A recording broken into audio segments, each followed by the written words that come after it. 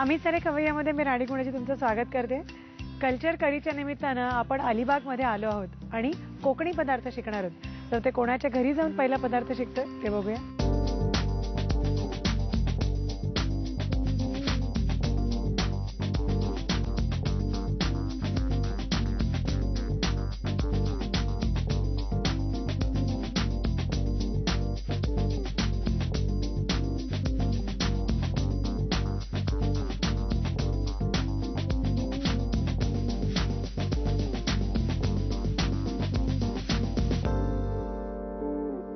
हे कोकणी पदार्थ शिकायला आपण आलो आहोत वैशाली रानडे यांच्याकडे.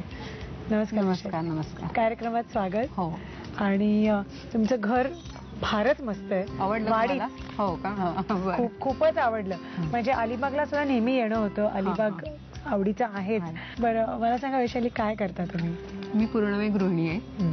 टीव्ही बघते, खाद्य हे पदार्थ वगैरे बघतेच, आणखीन घरातलं काम वगैरेच. अच्छा. आणि बाकी तुमच्याकडे घरात म्हशी वगैरे पण बघितल्या? हो, म्हशी वगैरे आहेत. दूध वगैरे आमचं इथून इथे संपतं सगळं वगैरे. पण म्हणजे विकायला जातं? विकायला जातं. विकायला पण जातं. म्हणजे मिस्टर आणि मी घालायला जातो इथे दूध जवळपास वगैरे. अच्छा. म्हणजे व्यवसाय पण तुम्ही सांभाळता? हो हो, आमचा व्यवसाय. म्हणजे घरही सांभाळायचं, व्यवसायही सांभाळायचा, वाडीही सांभाळायची. मग वाडीत काय आंबे वगैरे पण? त्याचं आंब्याचं झाड आहे, फक्त नारळ सुपारी जास्त.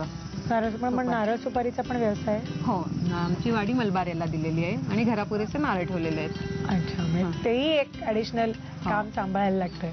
आणि बाकी आज आपण आता कोकणी पदार्थ शिकतोय कल्चर करीच्या निमित्तानं. तर तुम्ही आम्हाला तिन्ही कोकणी पदार्थ दाखवणार आहात ना?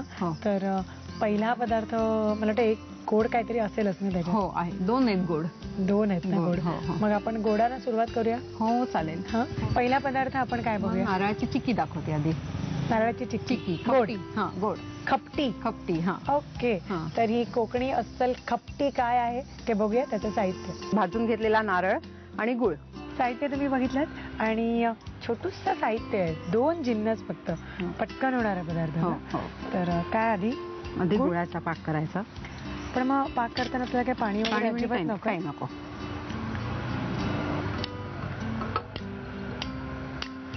मी इथे ह्याला खपटी म्हणतात. खपटी.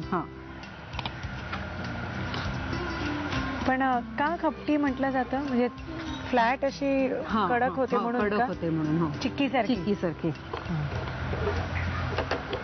पटकन आपल्याला गोड काही हातावर द्यायचं असेल ना? हो, तो पटकन होते. आणि बाकी ह्याच्यात काही घालायचं नसतं? काही नाही. वेलची पावडर? नाही, काही आवश्यकता नसते. घातली नाही तरी चालते. वैशाली मला सांगा, आता हे एवढी मोठी वाडी आहे तुमची, ह्यूज. तर कशी काय सांभाळता? म्हणजे किती वर्ष आहात तुम्ही इकडे? माझ्या लग्नाला 28 वर्ष झाली. 28? बापरे. पण तेव्हा पण एवढाच पसारा होता? हो, तेव्हा होता पसारा. पहिल्यापासूनच आहे, माझं लग्न झाल्यापासूनच एवढा पसारा. अच्छा. आणि मग तुम्हाला तुमच्या माहेरी कशी होती कंडिशन? माझ्या माहेरी पण म्हशी वगैरे होत्या, शेतीची वगैरे. मग तशी थोडीफार सवय होती आहे. म्हणजे कुठे होतं माहेर? माझं माहेर पेणला. पेणला जवळ तासाभरावरती.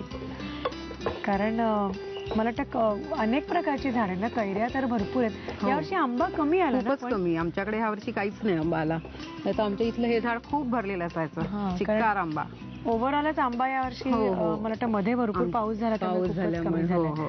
तर पण तरी सुद्धा गच्च असं भरलेली वाडी आहे. आपण कोमट असा भाजून घेतला ना? नारळ कारण जरा ओलसर असतो ना. मग ह्याच्यात घातल्यावर आणखीन तो पातळ होईल म्हणून. सुकं झालं ना हे आता. बरोबर. जस्ट अति भाजलेला नाहीये, थोडासा आपण मंद आचेवरती तो कोरडा करून घेतलाय. मग अगदीच तुम्हाला आवडत असेल तर ह्याच्यात तुम्ही ड्रायफ्रुट्स, वेलची, जायफळ असं काही वाढवू शकता. पण हे साधं कोकणी पारंपरिक झटपट होणारं बिन खर्चाचं ना असा हा. आणि इकडनं नारळ भरपूर, त्यामुळे तो पण म्हणजे असं काय आपल्या घरात असतोच. बरोबर. दोन्ही लागणारे दररोजला पदार्थ. बरोबर. घालायचं नको जरा होऊ दे. गूळ थोडा अजून विरघळून घेऊ. छान झालाय ना पाक, खमंग चांगला वास पण आला. चालेल आता घालूया. पण साधारणतः प्रमाण काय असणार आहे आपल्याला गुळ आणि 1 खोबऱ्याचं? वाटी खोबऱ्याचं किस आहे हा, आणि अर्धी वाटी गुळ आहे. बस होईल ना. आता काय फक्त थापला की थापला की वड्या तयार आहे ह्याचे. थापट्या खापट्या काही म्हणू शकतो त्याला, कारण ज्या थोडासा थापल्यानंतर ते घट्ट होणार लगेचच, गुळ आहे त्यामुळे. तर आता त्याच्या वड्या आपण थापून घेऊया ना. झालं. हा, थापून आलेलं आहे मस्त ताटलीत. पटकन झालं नाही. हो, आता ते वाळल्यानंतर सुटून येतील. हो सुटतील. ओके.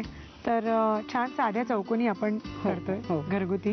आणि साहित्यकृती घ्यायला हरकत नाही, कारण जरा वाळल्यानंतर त्या सुटतील खालनं. आता फक्त आपण शेप देऊन ठेवतोय त्याला.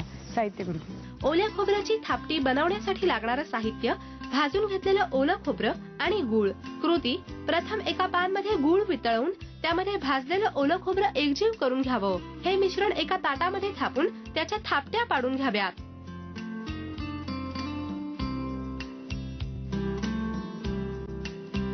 Pizza.